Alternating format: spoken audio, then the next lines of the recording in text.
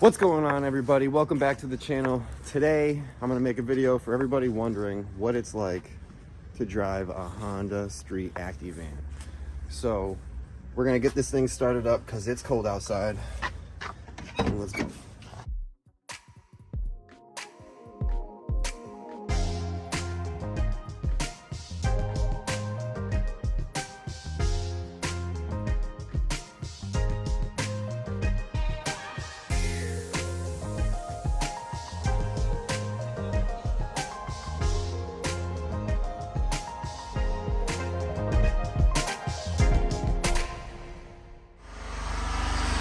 When you first get this thing started, it sits around 3,000 RPMs, warming up. I'm assuming they have like an automatic choke.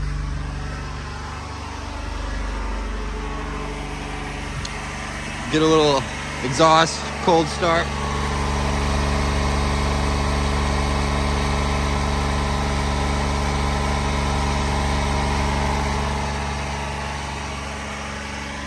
It's only about 38 degrees right now, 7 o'clock in the morning. You see the temperature right there. It's just under the 40. 7:02 now. I got about a 20-minute drive, so I'll see you on the road. All right. It's warming up in here a little bit.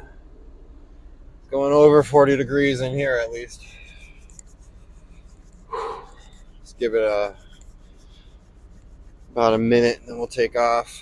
I can't say I've driven any other 3-cylinder vehicles in America, but obviously if you did, that's going to be a regular left-hand drive vehicle. So the unique part about this is you're sitting on the right side, obviously, because it's an import from Japan. I like manuals. I really don't tend to stick to automatics often. I mean, I'll get an automatic, but not something I'm looking for. But anyway, so yes, you got to shift with your left hand. Everything's in the same order as if you were sitting over here. Like first gear, it goes away from you now, but I mean, it's in the same position as it would be if you were sitting on the left side. So first gear, you go away from you, and then we're off.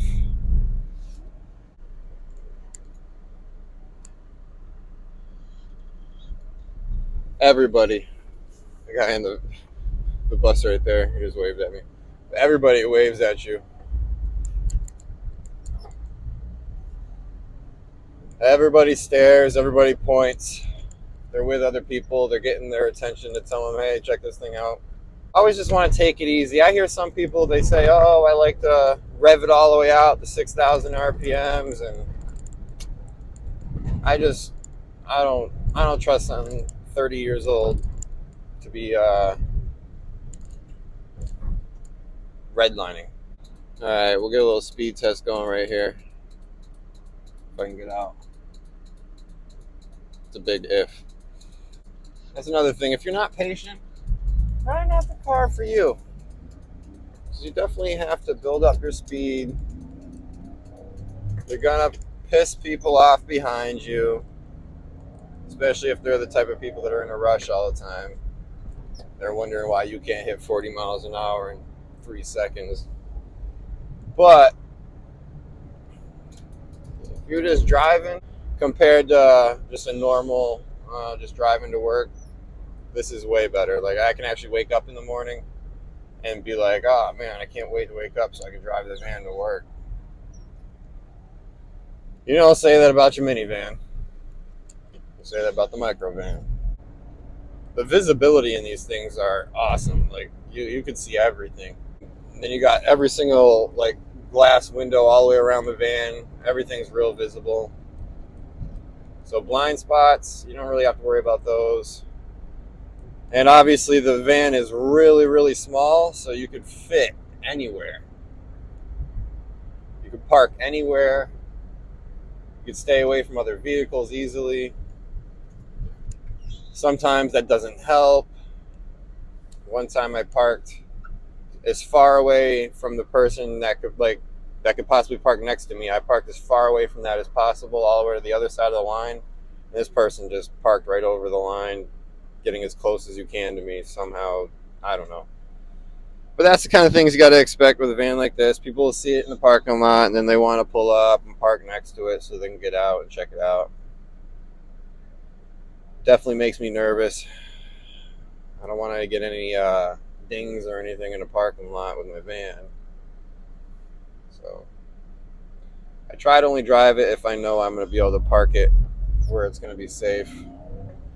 If not, then I usually take my car out. This sun, that's another thing, I guess. With these, since you're so close to the windshield, if that sun is coming up, you're definitely going to be blinded. I mean, I could put down my visor, I guess. That does fix the situation. But sometimes when you're out a little bit early in the morning, if you're one of those people that wake up as the sun's coming up, you'll definitely get that sun blaring in your eyes. There's no protection. We'll see what she's got. Let's push her a little bit. 5th gear at about 70 kilometers an hour. Every time I say that, I'm going to try to put on the screen what that is in miles an hour so you don't have to. And I hope that this new mic right here is picking up the sound quality. I just hope the sound quality is a lot better, basically, because I watched back a couple of my videos from the start, and I know this is just the beginning, but the sound quality isn't the greatest.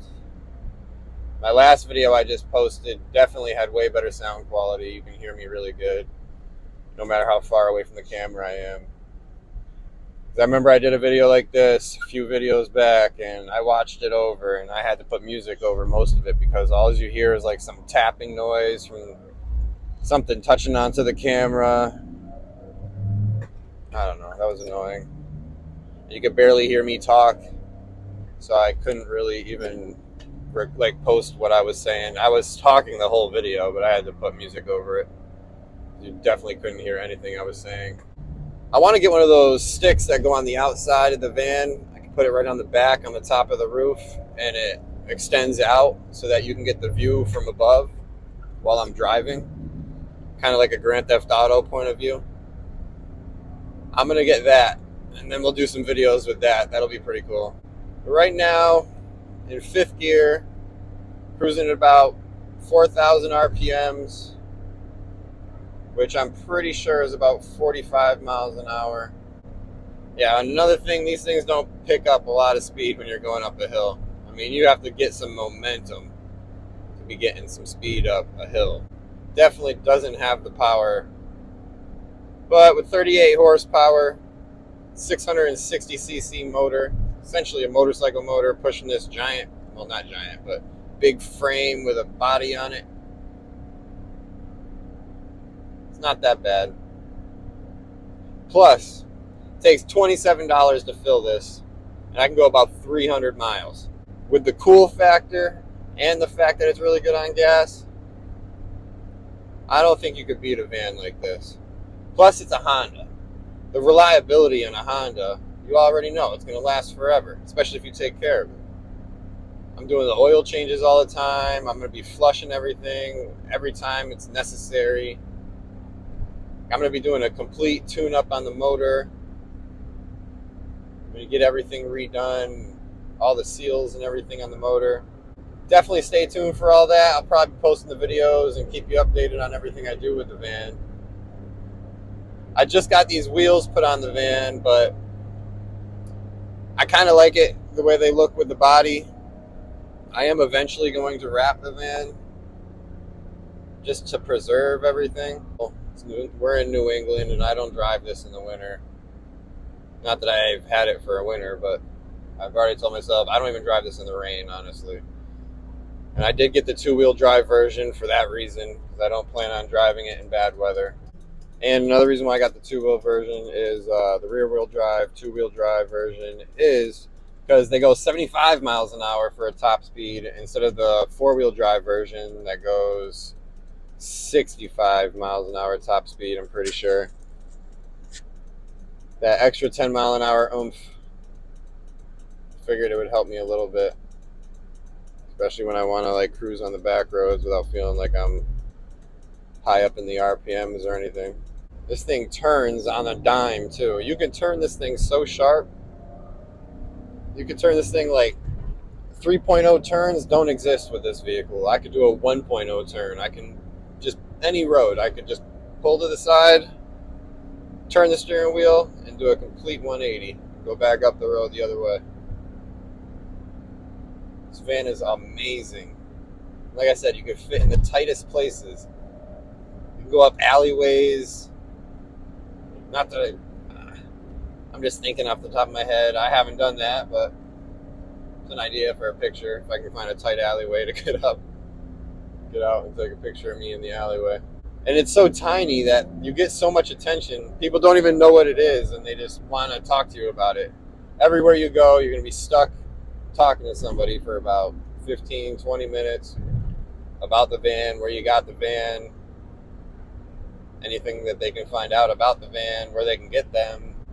I guess one of the downsides to these vans is you do have a back seat, but you can't really put anybody in it legally because there's no seatbelts. You get pulled over, pretty sure that's going to be frowned upon. So I don't really put my kids in here. I guess that's one of the downsides to the van. No seatbelts.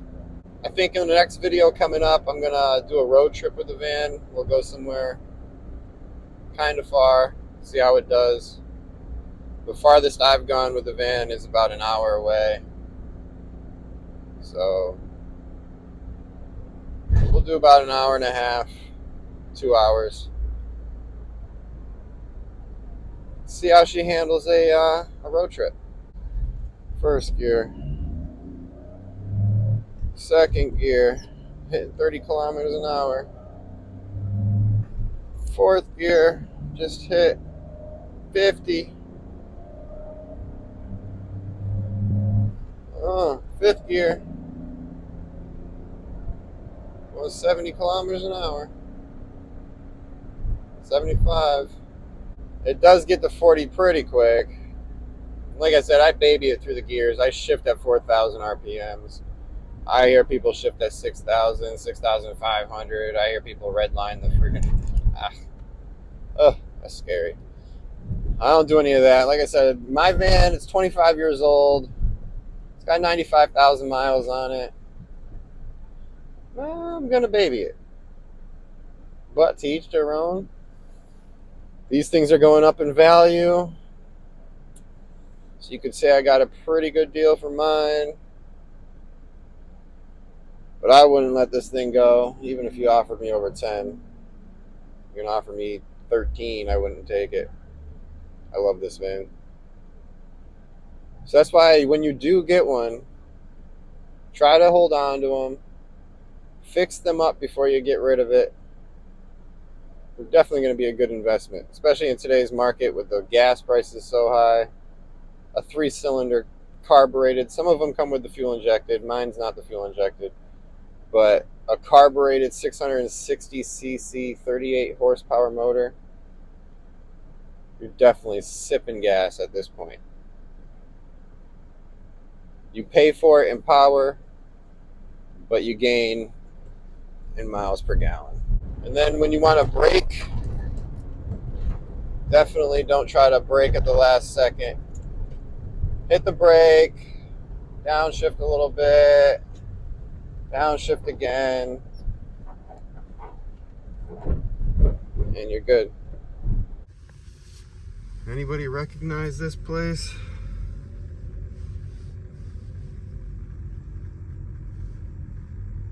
This is what it looks like when it's not open.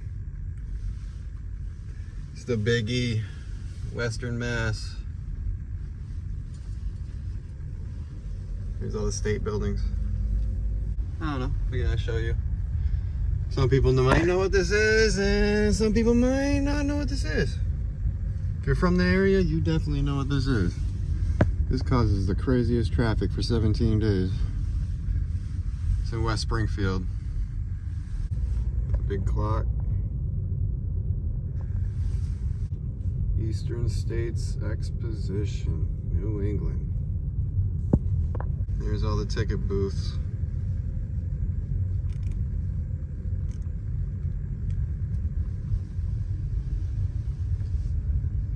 This is the back of the buildings without the tents on them. Now you're probably asking yourself, should I buy a K-van or a K-car? And the answer is going to vary depending on who you are. Like, do you have a main vehicle? Is this going to be your only vehicle? Do you travel far, long distances for work? But if you have a main vehicle, like a regular vehicle, and you want a second vehicle, this is probably the best vehicle that you could get for a second vehicle. For many of the reasons we've already gone over, obviously, the gas, the uniqueness of the vehicle, the fact that it's reliable, it's a Honda. Like I said, if this is going to be your only vehicle, maybe not for you if you travel far.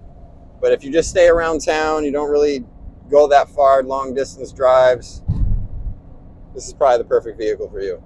Gone over the reliability. It's a very reliable car. It's 3 cylinders. It's a 5-speed. You don't have to worry about any automatic problems with the transmissions. And that's the reason why a lot of people stay away from the automatics, because the transmission, if it blows, it's going to cost you some money to get a transmission, especially if you're going to get it from Japan and have it shipped over. And if you have a manual, worst come to worst, you're probably going to have to like replace a clutch, and that's going to be a lot cheaper to ship over. So I would assume that's why nobody really wants to get the automatics, or I hear horror stories about the automatics, and everybody tells me to stick with the standards. So that's another thing. That's probably going to do it. I love this van. I don't think I would ever get rid of it. I don't think somebody can offer me $10, $12, $13,000. I am not going to take it. I'm going to keep my van. So if that doesn't let you know, I don't know what will. It's definitely a great vehicle, well worth the money, especially if you're to import these yourself. It's definitely worth the money. So do some research. Oh, almost lost the camera. Do some research. Learn as much as you can about these. Decide on what model, what brand you want, and go for it. At the end of the day, you only live once. Don't waste your time thinking about things that don't need to be thought about. And that's going to probably do it for today's video. I could do this every day, honestly. I love making videos about the van. So, hey, subscribe up, hit the like button, comment, tell me what your favorite part about driving a K-van or a K-car is. And I'll see you on the next one. Peace.